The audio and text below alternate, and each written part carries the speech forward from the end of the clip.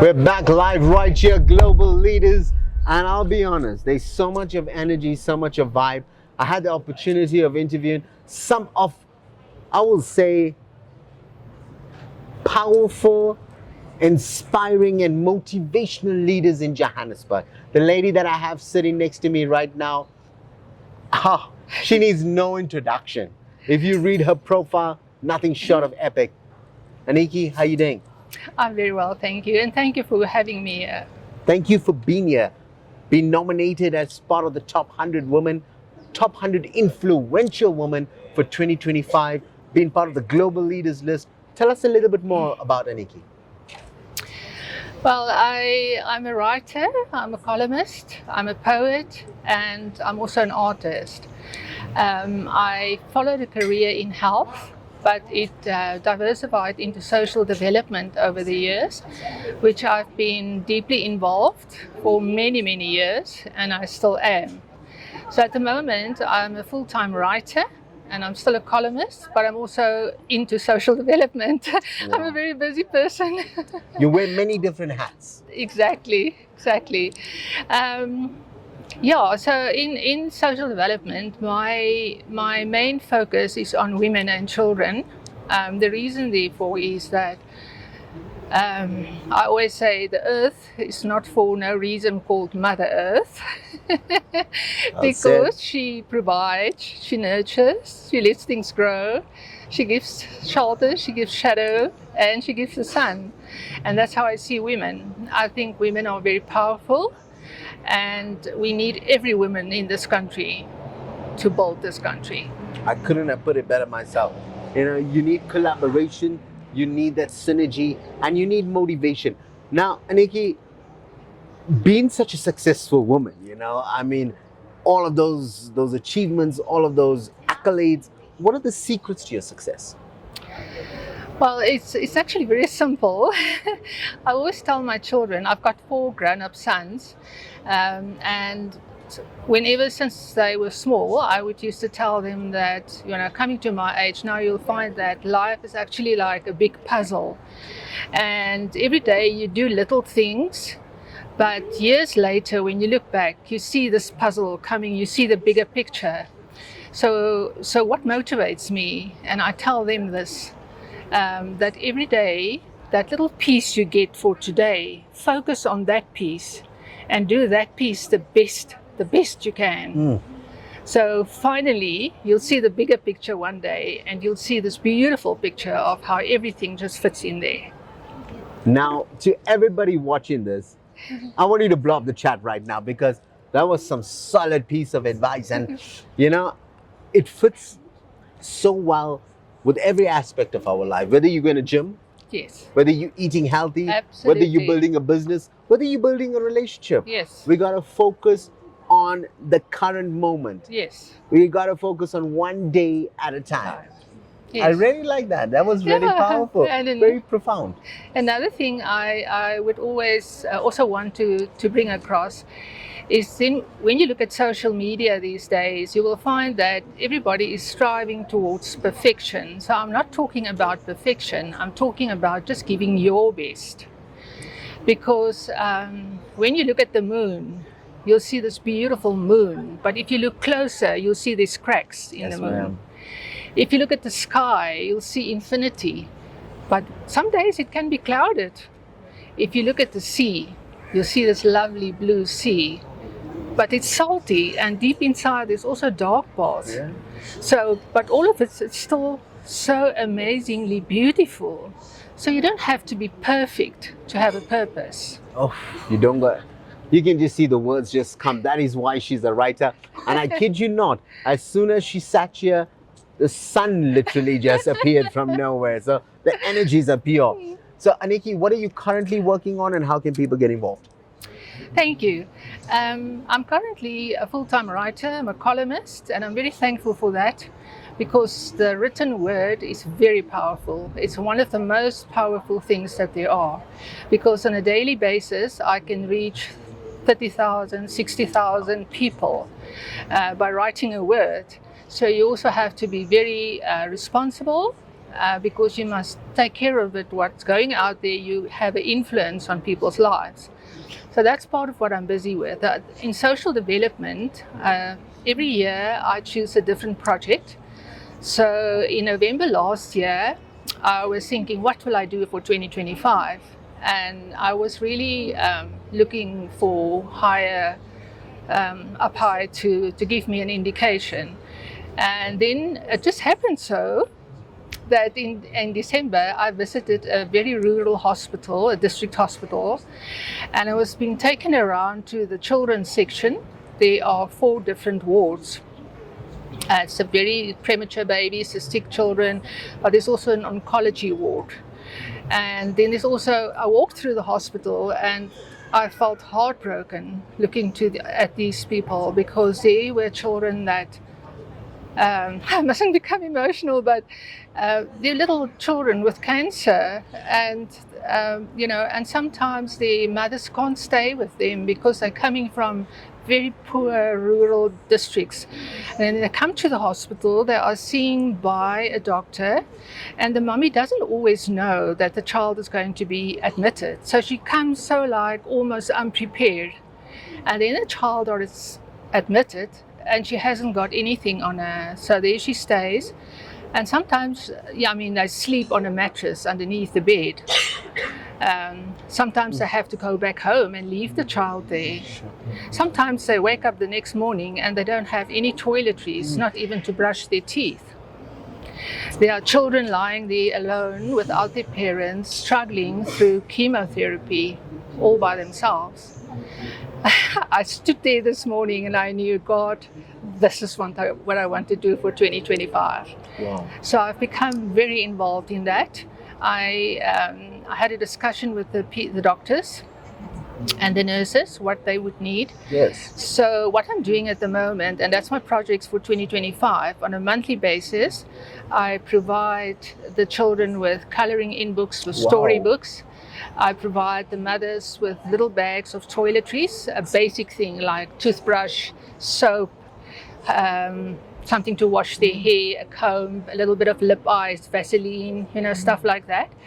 And then for March, April, I've got a big project where I'm giving especially the children in oncology, they're going to each receive a soft toy, which will belong to them. And it is to comfort them when they're alone. And the most amazing thing about this project is that I didn't advertise it. I didn't go anywhere to advertise it. I told a few friends, and before no time, everybody started contributing. And at the moment, the great thing about it is that when you give, you receive more. And I was saying to my husband last night that, to me, the most amazing thing of this is that every woman that's now also contributing to my project, they also find new energy and a new reason to live for. The greatest gift is in actually giving and not receiving. Yes, it's just like exploding, and I'm extremely excited about it. Well, I must be honest, just hearing this makes so much of sense to me, because when I feel your energies, I feel your vibe, it's infectious, I can see that you are a type of person that I will even want to contribute to, because you got this energy, you got this vibe, you're ready to go out there and help people. How can people donate to you? Well, there were ladies that contacted me and said, well, can we send the children cookies and sweets? I said, please no. Please, so I want to put it out there that we don't want to give any food. They're in a hospital situation. The diet is controlled. It's very important. We all know that there are certain things that are not healthy for you, and people might mean well, but it might not be healthy. So I don't work on my own. I work with the doctors. I ask them what is needed and what is accepted. Nice. So what we really need mattresses for the ladies that sometimes sleep on the floor. under the bed. Yeah. We need it's very simple things. It's what we do is I have a women friend that make me the little toiletry bags. She makes it beautiful. She embroiders it. She makes it lovely. Now, what I need is the products to fill it with. Yeah. You know, the soap, the Vaseline, Yeah. the whatever, Sanitary products, the sanitary products. And then for as far as the children, it's coloring in books, it's reading books. I'm a writer, so I want children to read. I believe our children education. If I become the president, the education. It'll happen. You know, and that's a powerful part with your sort of motivation. You are the president in your community. You are the president for that kid that you're helping. Yeah, and what I also, the other thing that I'm hoping for the ward, I want to establish a library because I want children to read. I don't want them back to actual books. Yes, they must hold that book in their hands. If I can just add this, if I may. Yes, you may. I was 5 years old because it's part of my story. I was 5 years old when I first fell in love with words.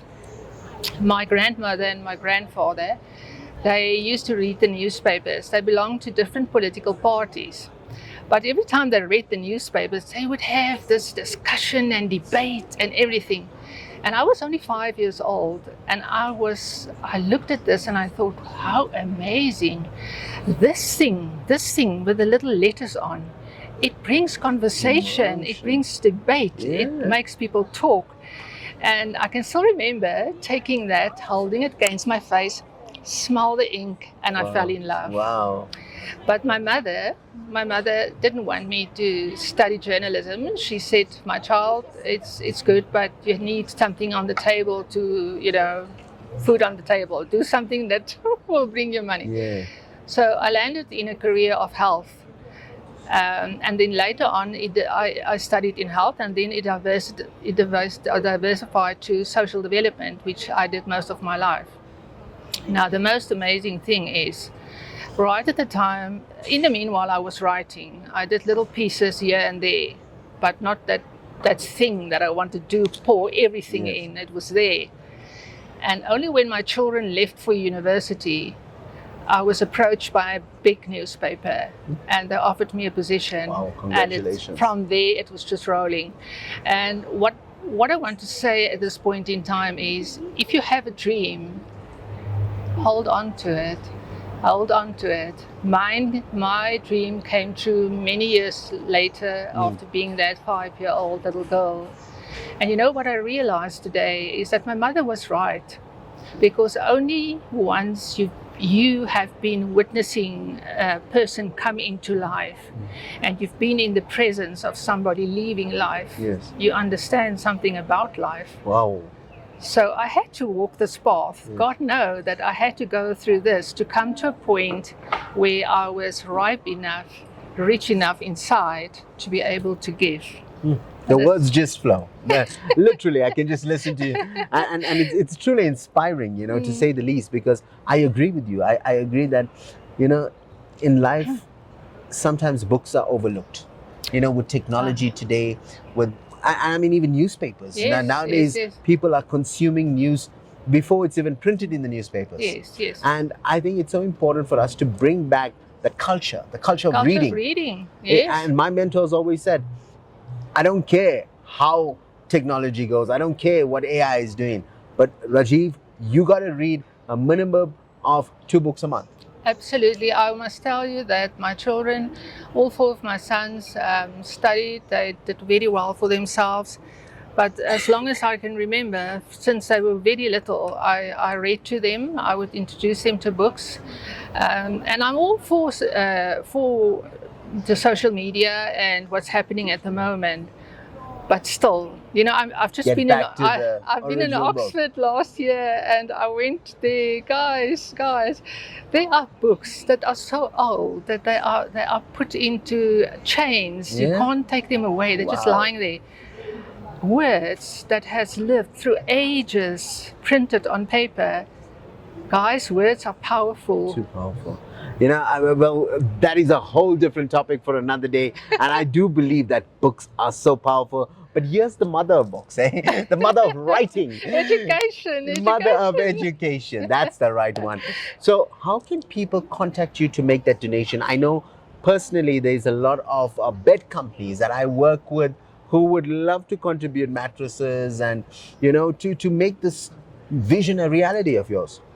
Well, I think my dream of having a library in the children's ward, there are 4 children's wards. Yeah, so I would even if love it's that. financed, by the way, am I correct when I Yes, say yes. people can contribute? Like if you Yeah. don't have mattresses, if you'd like to contribute finance, and then you guys can obviously, Yes, yes. So actually, that sounds like the needs are very basic, but I think I've seen some footage where they have handed these over to the patients, and of course I can't share it on social media. I can share the packed things that I've done because I have to protect the identity of the patients.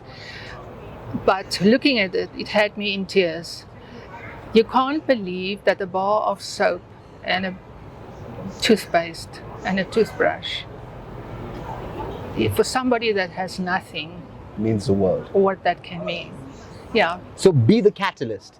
Be that person who goes the extra mile to help someone else. How can they email you? Let's share those details. They can email me at akcjoseph@gmail.com. akcjoseph@gmail.com. Yeah, and it's Joseph, not Josephs with a S. Very important. And is there a website they can check out? No, that's cool. yeah, that's For now, and maybe you can be the people out there that helps get the website going, help get this entire initiative out to people. Yeah. Any final words? My final word is if for every person out there, every one of us needs, if you have a why to live, you will always find a how. Couldn't have put it better myself. It's what my mentor said. And the first interview I did today, that is what the bishop said. Nothing more important than your why. Yeah, if you have a why, a purpose, you'll find a way how. ANIKI, thank you very much for your Thank time. you. We wish you all the best with your journey. If you'd like to contribute to her project, it's a very, very fulfilling project. It's going to be worth your time. From myself, Rajiv Mothie, I've got one thing left to say. You guys have just been motivated.